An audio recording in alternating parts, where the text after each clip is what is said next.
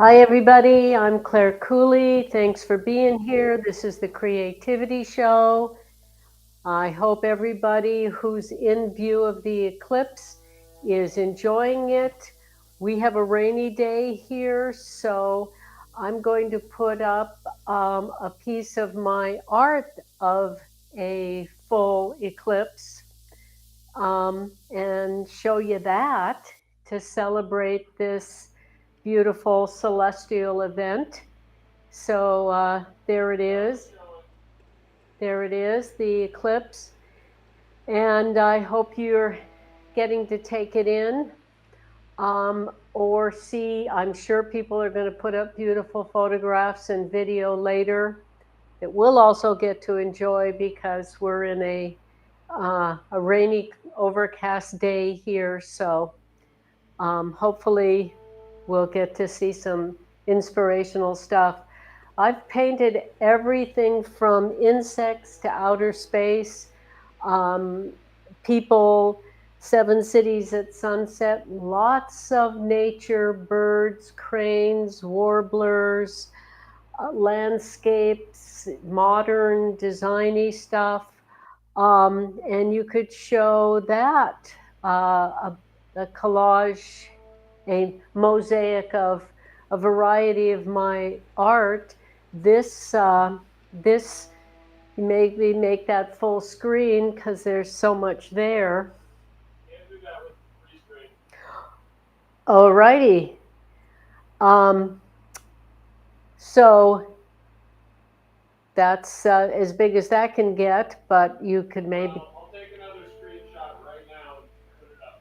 Well, it's my website front page, splash page, I guess they call it. So you can also see it there.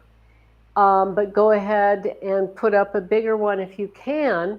This live stream virtual visit is focusing on stenciling because of all the kinds of art I've done from, oh, there we go, that's a bigger one. Watercolor, pastel, pencil, pen and ink, etchings on glass, on paper, on wood. The stencils are the easiest entry point. I've heard so many people say they wish they were more creative, and a lot of people could use a little starter that helps them feel confident they can make beautiful things. And stencils like this outfit, here's a stencil silver rose. Here's note cards across the front of my drawing table. And when Bodhi comes out, we'll turn the camera to show some fine art. But here's an art piece that I did in front of the camera, I believe, last live stream. This live stream, I'm going to do some more of the flower cards, which are such a fabulous idea because they're so economical and they are hand done. Everyone is unique, touched by your hands. Invitations, just thank you notes, graduation, anniversaries, anything you want to send a note for. You can, for a few pennies, make something that's one of a kind with your stencils. People will treasure it because it's handmade. So we're going to do some more of that while the stories from my memoir are being read. I did audio recording of it so I can paint on the stencils while we're hearing the book. But before we go there, how about we're going to show them the web store and Patreon, and then we'll go into the stories and painting in front of the camera with this overhead camera. So we're going to show this web store that Bodhi, I'm so grateful to have a technically facile son who designed and made this web store for me, and he makes the prints of my work so that there's no middle person, so we can pass on the very reasonable prices to you, because we make the prints limited edition, numbered and signed, museum quality, right here at the Emerald Lady. So yeah, so we have the prints, and then let's show them the Patreon, and maybe you can tell them how that works while we're looking at these. You can maybe show these a little closer. Okay, I'm showing the screenshot you asked for, and now I'm not, and now come on over here. So yes, patreon.com/CLARE COOLEY is where you can get access to all of these stencil designs. You can purchase these stencil designs individually, $3 a pop, or you get all of them for free included with the membership. It's not $4, nope, it's $3. Oh, it's $3. Okay, so it's $4 if you purchase through the iPhone App Store, because Apple adds a 30% fee on top.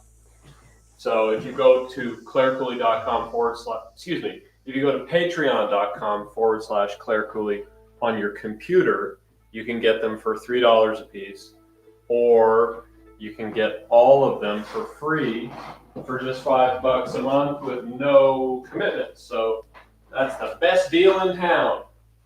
And these I'm working on. I have not finished. Last time I showed them, they didn't have these centers. And I often talk about being patient with art, stepping back and getting perspective. So these had no centers for quite a while. I wanted to just set them somewhere in the house and walk by them without thinking about them. And then what happens with me is one day, just I'll look at it and go, oh, that's what that needs, is a center. So I'm making center kind of mandala sort of centers, and I'm working on them, and I will show that process probably next live stream virtual visit on Thursday. So you can see me using one of the flowers. Now this is the smaller stencil, this is the larger version, and if you get the SVGs, can print them out for your cutting purposes any size you like. So these are the smaller ones in the center. Not this one. That one is, well, this one for sure. So some of them are smaller, and that's what we're going to be working with today, is the smaller ones. So maybe we could get this overhead camera, and I can show a little bit of this, and then we'll start the stories for today fortuitously, not planned out. There's always so much going on here in Mother Son Productions with my 2 live streams every week, Bodhi's live streams on Wednesday and Saturday at 4, and each of us put out usually a long once a week and short sometimes, and SVG. So where's our writing projects? There's always so much going on. I did not plan the stories today, but 2 of the stories, they're all short stories, have cosmic in their title. There's some reference to the cosmos. So I thought that was fortuitous for Eclipse Day. So now this is ready to show this. So this is the board that the Cricut cutter cuts on, and then we peel it off, and then we get these stencils, which, let's see, would you hand me a blackboard right there in between my portfolio and the bench? There you go, and then we can see these better. So then we peel it off, and here's the smaller version of the stencil. And The larger ones are on these cards that you can see. The smaller one are these cards. So I'm going to work with the smaller ones today on these cards. And I think we're ready to start the first story. They're all short stories, and they are from my memoir that people asked me to write, and so I did, and I'm so glad I did. And if we share our story, share our voice, what we have learned, the experiences we've had, we contribute something to the world no one else can, and that's very gratifying. And if we help one person with it, then we have fulfilled a very deeply rewarding purpose of turning our knowledge, our experience into something that can help others.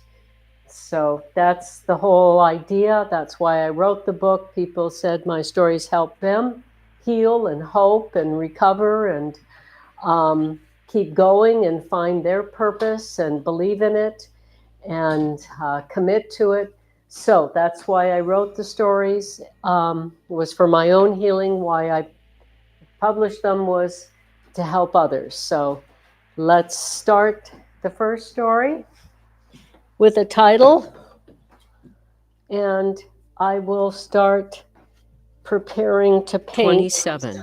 Aurora Borealis and Working Girls. The only way for me to get the 1,284 miles from Libby, Montana to Minneapolis, Minnesota in time for Kay's baby's birth was to hitch rides on long-haul semi-trucks. So I stood at the top of a long, slow climbing hill where the vehicles were going slow enough for me to see who was in them. Most I let pass without putting my thumb out. The policies I learned hitchhiking have proven helpful in all areas of life. Do not get in if the driver is in a hurry or gets annoyed while you ask as many questions as you need to feel comfortable. Safe people understand you need to determine whether or not they are safe. Bad people often try to rush things. Always stand where others can see you. Wait until someone is passing and wave like you know them before getting in the vehicle, letting the driver see there is a witness. Do not make critical decisions when tired, upset, or hungry. Remember, bad actors can have a good act. Like everybody, but don't forget that trust needs to be earned. Stay alert and be kind and cautious. Keep in mind, you are the one keeping yourself safe. After being assaulted in my mother's home with my father passed out on the couch, I was afraid of everyone larger than me, which is almost everyone but children. Most sexual assaults happen by people we thought we could trust. I accepted that I could triple lock my doors, have a number of different alarm systems, weapons, a Mastiff, German Shepherd, Doberman Pinscher, and a pit bull, and still I would not feel safe. Only if I learned to protect myself could I ever become comfortable in the world with other people in it. I was inclined to mistrust my own potentially dangerous species, and for good reason. I could stay inside a fortress and give up my freedom, or I could set out to face my enormous fear. I set out to regain my sense of being safe in the world by being aware and logical. Ironically, the only assaults I have endured happened at home, with people who had the trust of not only me, but other intelligent, mature people. Never once out in the world among strangers did anyone attack me. I was actually safer among strangers I chose to be with than those that had access to me in my family home, or once when a roommate slipped drugs into my tea. The assaults happen when I let my guard down in my own home, as I do not do out in the world. Pete pulled his cab-over semi-truck off the road, and I went to the driver's side to talk to him where I was visible to the road. He did not get nervous as I asked him lots of questions. I followed all my policies and then walked over to the passenger side to get in. He liked to talk without any concern about what. He was a decent and simple man, which was just what I hoped for. Smart men, when they are not good, can be very dangerous.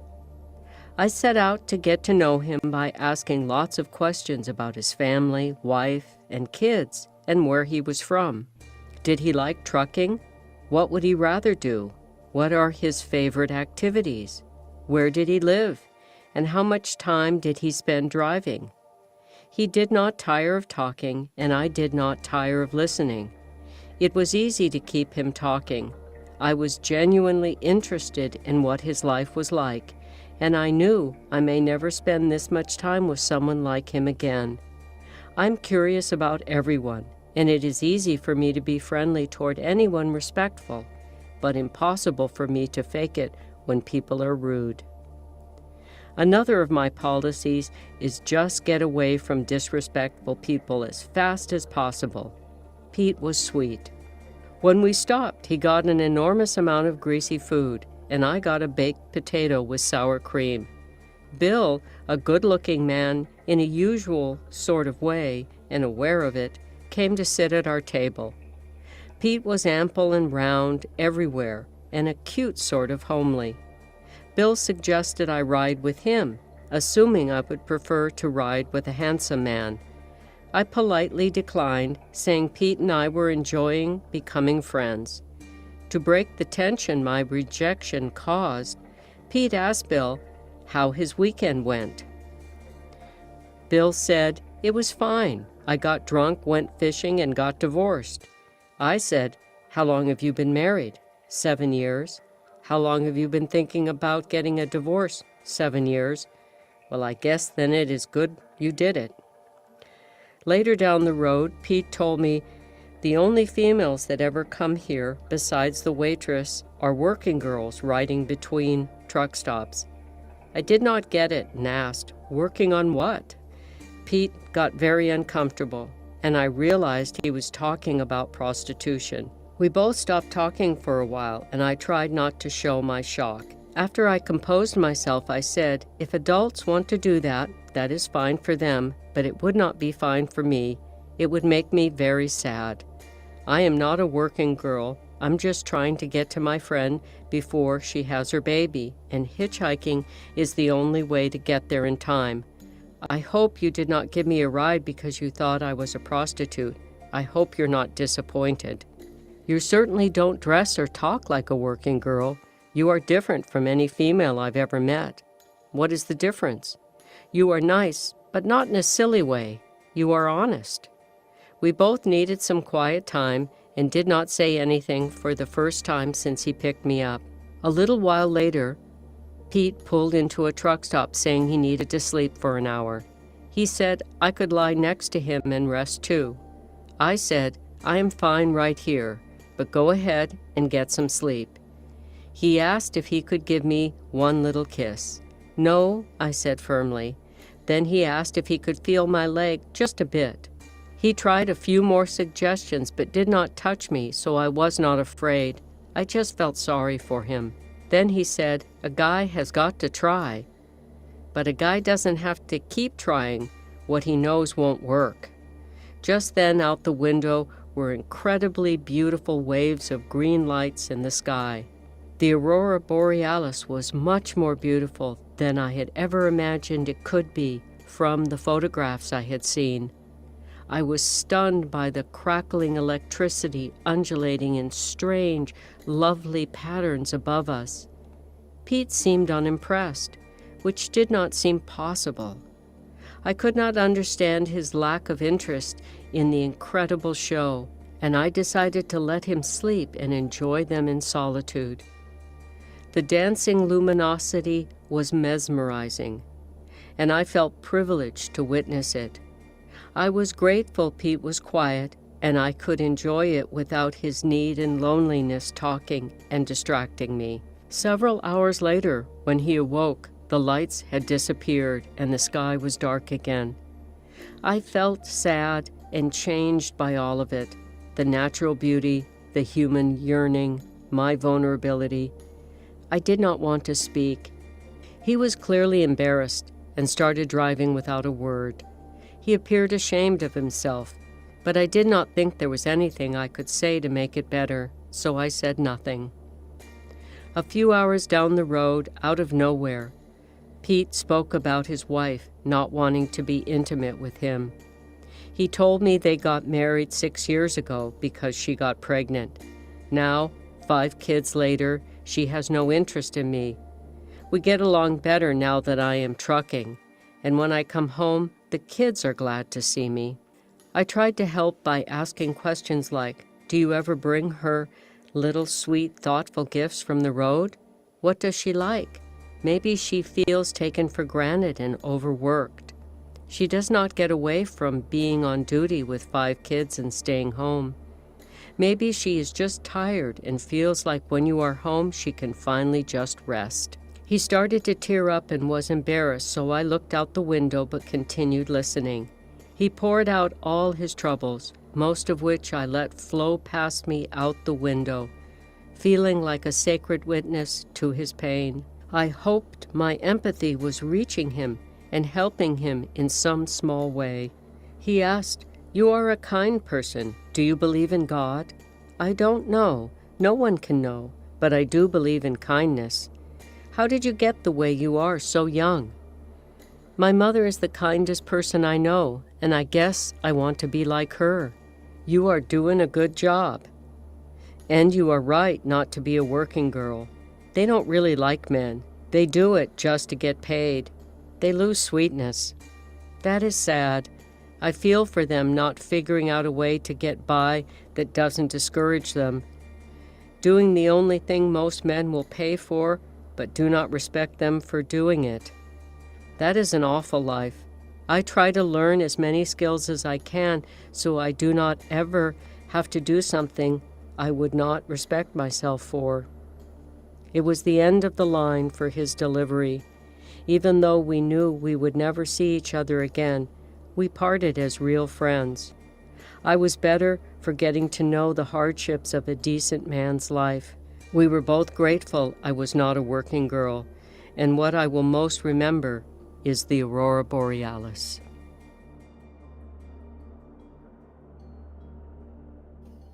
Okay, you're unmuted.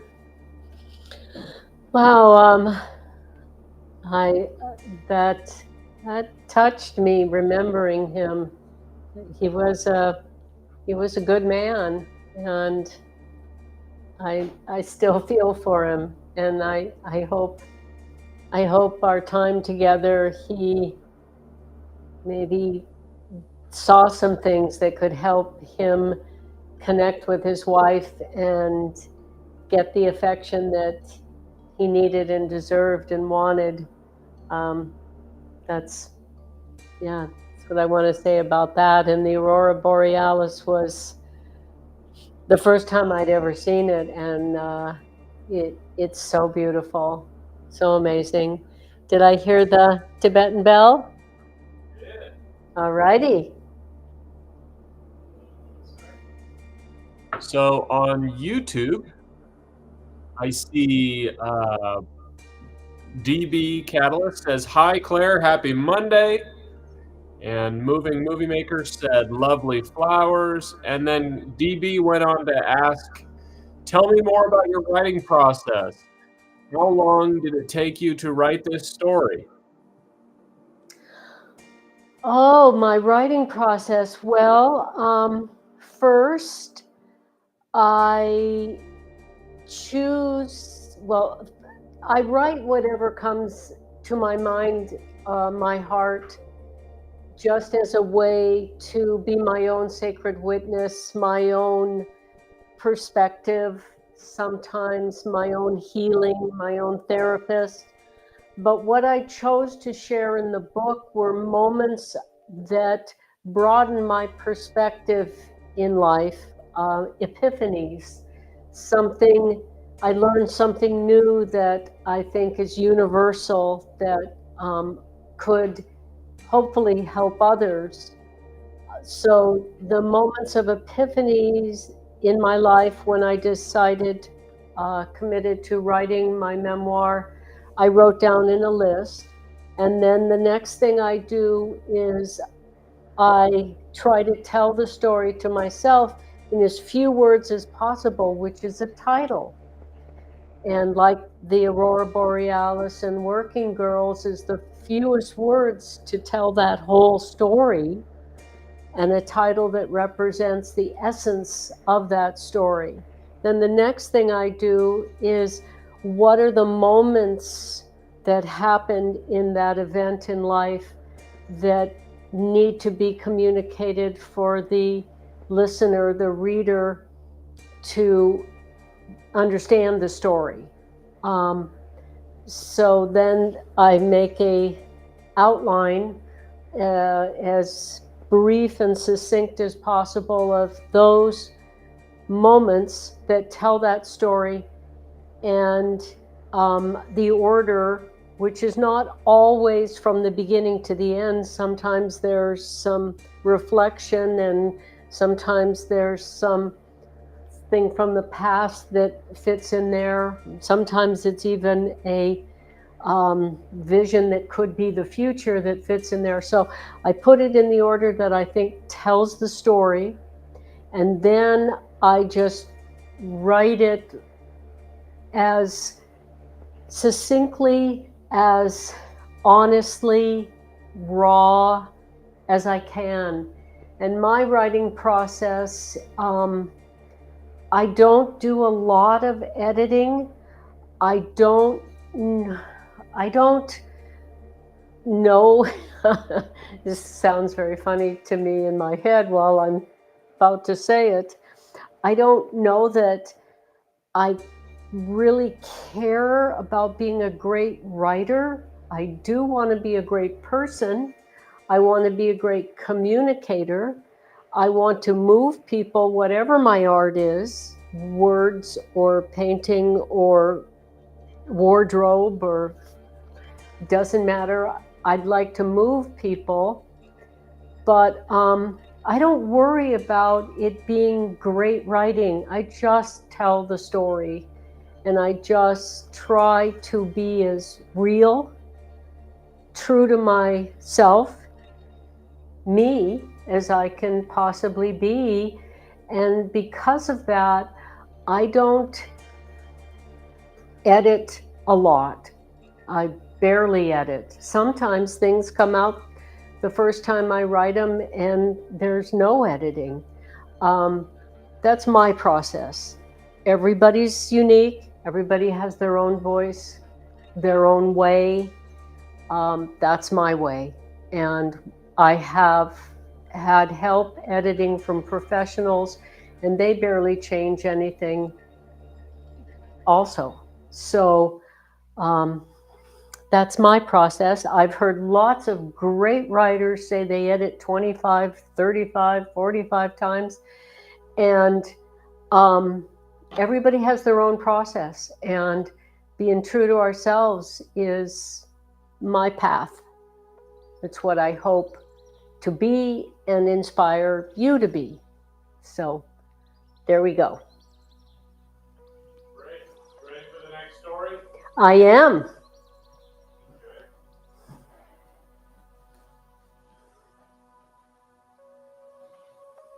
We'll start in a minute. Heavy happiness. When I was 5, I asked my mother, "Why is my big sister mean to me?" She answered, "She is jealous, dear." What is jealous? Jealous is when someone thinks you have something they do not. I only have seashells, stones, and feathers. She doesn't like them. I don't have anything she likes. Yes, you do, dear. What? Happiness. Why doesn't she have happiness? Because she doesn't like herself. Maybe she would like herself if she was nice.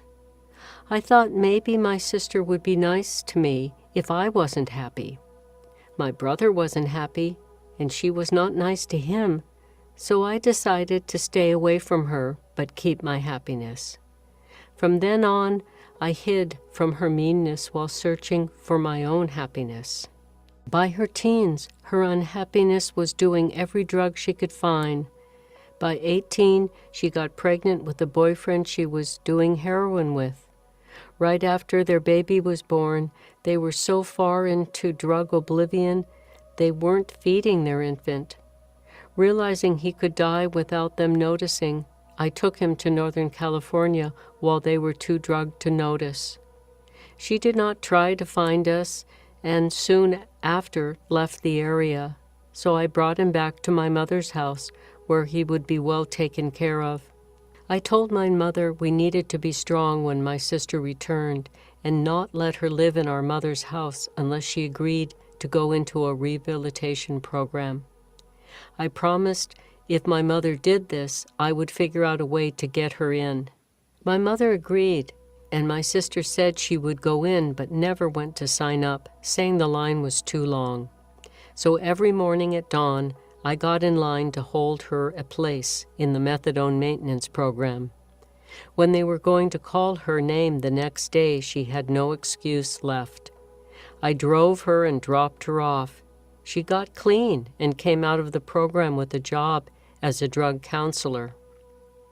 While she was in the program, I went to visit friends in Duluth. Many asked me to stay and teach creativity. It had not been my plan to stay, but using creativity to help others gave me great happiness. I began teaching a class in adult education called A Way to Learn to Dance for Joy. Then I was hired to work in drug and alcohol rehabilitation centers, crisis shelters, and at a psychiatric hospital. Then I worked as an artist in residence for the public schools and the university where I taught my curriculum, Dancing into the Arts. I created a peaceful and purposeful life for myself. Then my older sister showed up with her new boyfriend. I let them stay with me. A few weeks later, I found out he had just gotten out of prison for manslaughter, and they were not interested in doing anything but drugs. I told them they needed to find their own place, and they moved to town into a house full of drug dealers.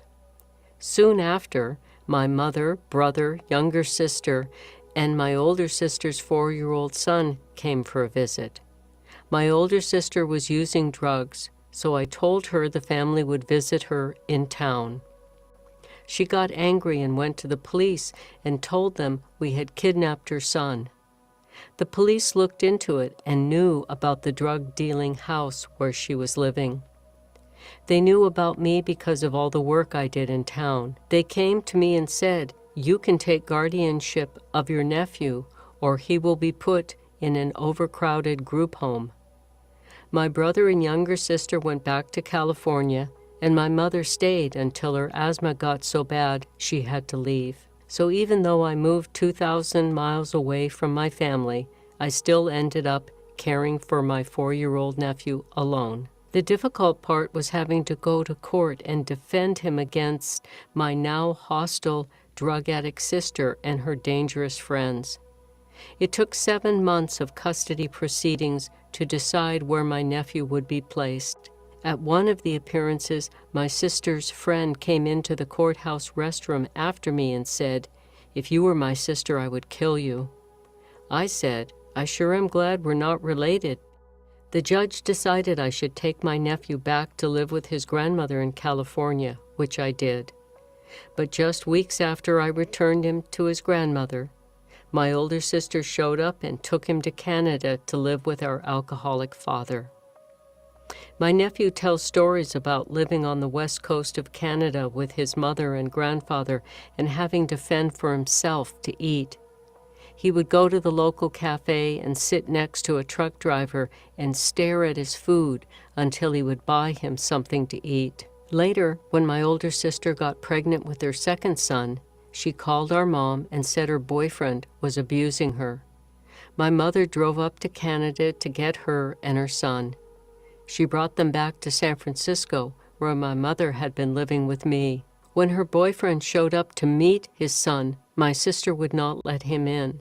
and it became clear that my sister had been abusing him. He returned to Canada broken-hearted. My mother and his son's brother, who was 10 years older, took care of the newborn for 4 years until the night my 14-year-old nephew showed up at my door at midnight. He said he wanted to kill his mother because she and her boyfriend would hit him. They would go out drinking and leave a little food in the refrigerator and threaten to beat him if he ate it. I told him he could live with me. When she insisted he come back, he filed a petition with the Children's Protective Services against her, claiming abuse and neglect. She pled guilty to the charges, and the court placed him in my home again after 10 years. My mother, younger sister, and I had a meeting and decided the 14-year-old would live with me because I was a single artist. The 4-year-old would live with my younger sister because she was married with 2 incomes and no kids. And my mother would get to not have to take care of the boys anymore. It was all going according to plan, and the 4-year-old was happy with his new home and bedroom. It seemed like the dysfunctional family was finally going to function, but the plan fell apart and all 3 of them ended up with me. Then my older sister's attorney said just because she pled guilty to neglect and abuse of her 14-year-old, she was not found guilty of any neglect or abuse of the 4-year-old. So the court returned the most vulnerable one to his mother without his brother or grandmother there to watch over him. My younger sister could not bear the strain of it all and stopped communicating with anyone in the family. I left her a message, "This is when the little one needs us the most." But my little sister never answered or returned the call or returned to the family. The 4-year-old was on his own with his drug addict mother and her dubious friends. I would call the authorities regularly trying to get someone to check on him. They would knock on her door, but she never answered. His preschool would call me regularly saying no one picked him up. I would rush over and keep him with me for as long as possible without upsetting my older sister, knowing if she felt threatened, she would take him to our father in Canada, as she did with her older son. Until one day, she called me saying she did not have any asthma medicine for him. I said I would bring some to the hotel where she was staying with her girlfriend. When I got there, she barely opened the door and wanted me to just hand her the medicine. I got her to let me in, saying I had to see him to know which medicine he needed. He was having such trouble breathing, I knew he needed to go to the emergency room. Her girlfriend was hiding from me in the bathroom, and when she went in to talk to her, I picked up my tiny nephew and ran to my car. I drove to the closest emergency room. The doctor yelled at me, saying I should not have waited so long to bring him in. He could have died. I asked the doctor to put it in writing and took it to the Children's Protective Services. Finally, they had proof they could take to a judge, who then placed my 4-year-old nephew with me. She said she wanted her sons back, but did nothing to make that happen. She did not even have to be sober. The court would have returned her children if only she had gone to an AA meeting once a week. Years later, before the final hearing determining the permanent placement of her second son, she followed me into the courthouse bathroom. I wanted to have some kind words, so I started, in respect to our deceased mother. Cutting me off, she yelled, "You have no right to speak of our mother. You wore white at her funeral."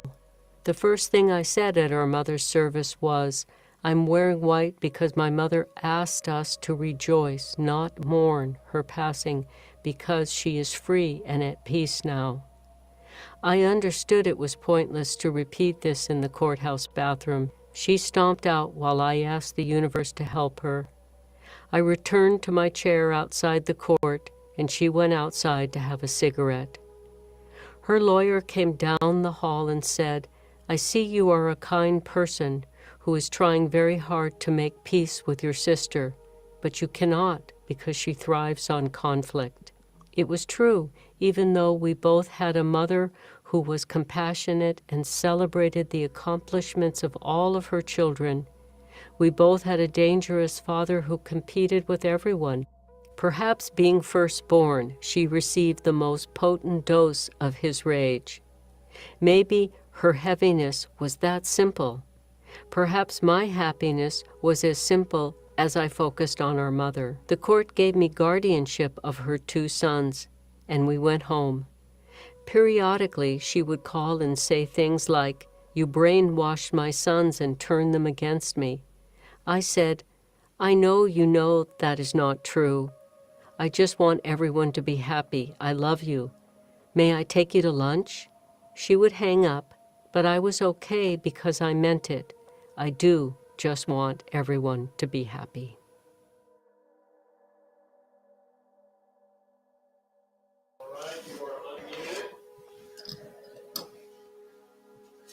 Well, I love hearing these stories while doing art. It's the duality of the light and dark, the difficult and the peaceful in life, and creative sanctuary, expressing my creativity and trying to portray the beautiful serenity of nature gives me a way not to fall into despair. And that is a really heavy story. And I love showing that we, any of us, can rise above our darkness by finding a safe place that we can go to often, live in as much as possible. And I do say I'm chronically creative, and perhaps I've, done so many different artistic things in my life, from dance and music to decor to writing to fine art to furniture design, florals, dishes, because the rest, comfort in creative reverie helps me let go of all that sadness. And there has been a lot of sadness in my life, and still I'm mostly happy. And if you were to ask my son, I'm actually a lot of the time very silly and lighthearted. So Heavy Happiness is a good title for that story. And perhaps the line, taking a distance from these stories and hearing them again, it's almost like the first time. And perhaps me focusing on my mother and my older sister focusing on our father really explains a lot of it. Yes, I heard the Tibetan bell. Okay. So on YouTube, MMM said, "What a powerful story. What advice would you give yourself at that point in your life if you could go back and talk to yourself? I want to know because I know people who are currently going through similar things. Thanks." What I would say, I just heard this recently within the last year. I'm not real good at linear time, so I think it's within the last year that I heard that Buddha said, "I can't help you, you're confused." And I wish that everybody could know that we can't help everyone.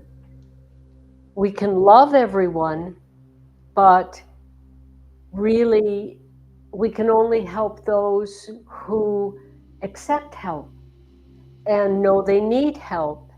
And it's ironic that people need a strong sense of self-worth to accept that they're not perfect, to accept that they have things they'd like to improve and work on. And if they have broken self-esteem, which a lot of people do, and abandonment issues early in life can be abuse, so many things that can really wound us. And if we don't heal that, then we don't have enough self-worth to accept assistance from others. So sometimes loving, as I've, since that story happened, I have accepted that, and here's the advice I'd give myself: you can love some people up close, some people you have to love at arm's length, and some people you have to love at a distance because they are not safe. And love no matter what, but self-love means you keep yourself safe. And there are people that will tear us down if we let them. There are people that won't reach up if we extend a helping hand.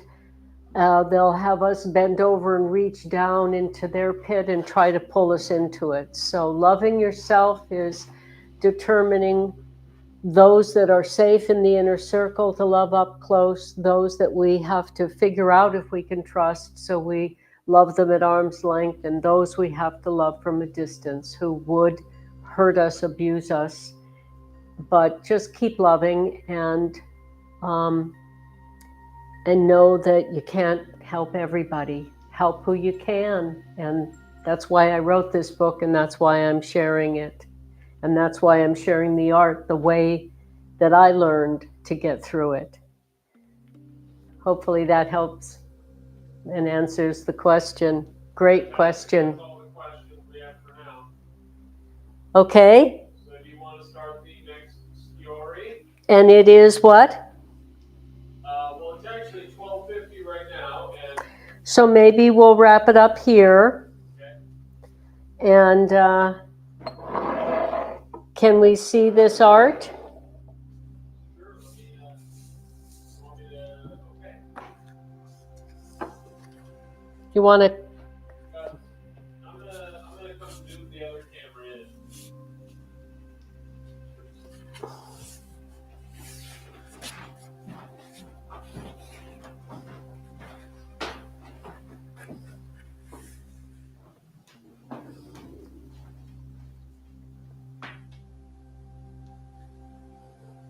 Nice. So I think it's lovely that we can be listening and discerning our own writing or other people's writing or interviews while doing art and creating something simple and serene and beautiful, while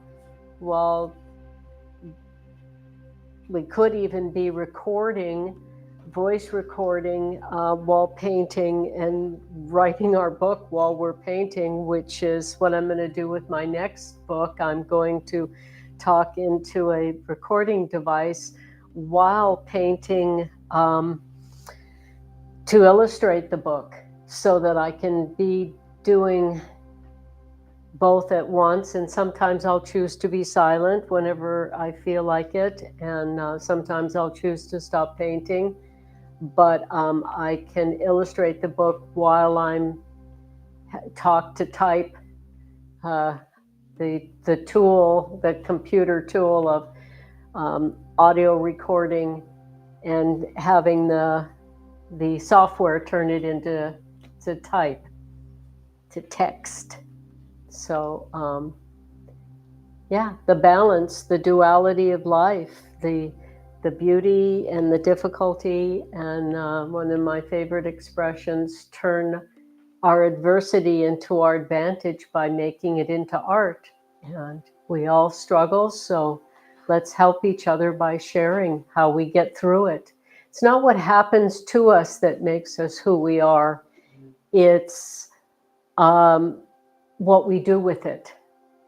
Yes. Michael B says, looks wonderful.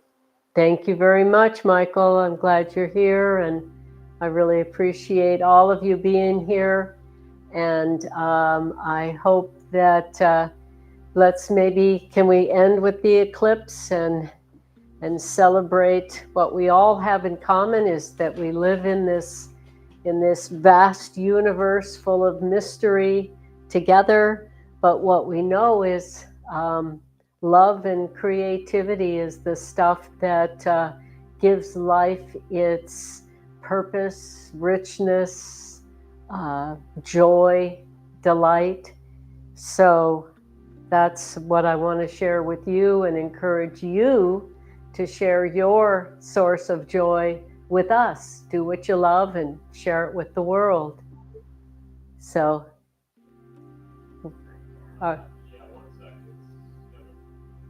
there it is. So that's a watercolor of an eclipse I saw many years ago. And I don't get to see today's live in our overcast part of the world, but I will, I'm sure, get to see other people's photographs, videos, artistic representations of it. We can share what we experience through our creativity. And I hope today inspired you to do so. Yes? Michael said, delight in the darkness. Delight what? In the darkness. Nice. Nice. Thank you. Well, I think we'll sign off for today, and on Thursday at noon Central Time, we'll continue with the stories and the creativity, and hope you join us. Thanks so much for being here.